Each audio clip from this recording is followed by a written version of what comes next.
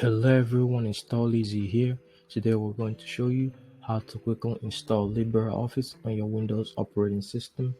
LibreOffice is a free suite of apps for creating test documents, spreadsheets, and presentations, and much more. It supports all Microsoft Office file types and is a huge alternative to Microsoft Office. Alright, let's get started. Open up Microsoft Edge, double click here, type LibreOffice download, click on it. Do not click on any of these ones that says add. Click on the official one. This is the official website. Click on it and then click on this one, download. 64-bit is what this PC has. Just click download. Alright, we're going to wait for it to download here. Finally, it's done. We can run the installation from here. However, close this out. Click on File Explorer. Click on Downloads and double click the download here, LibreOffice. Let's close this out. Alright, just follow the prompt, next.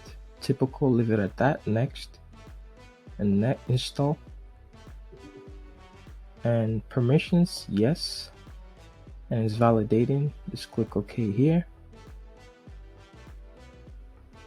Just copying new files and updating components and repeating, copying new files. Alright, it's done. Just click finish. And it says you must restart your computer. Okay.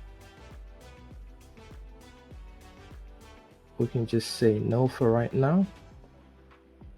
And we can just go click on LibreOffice and see if it opens up for us.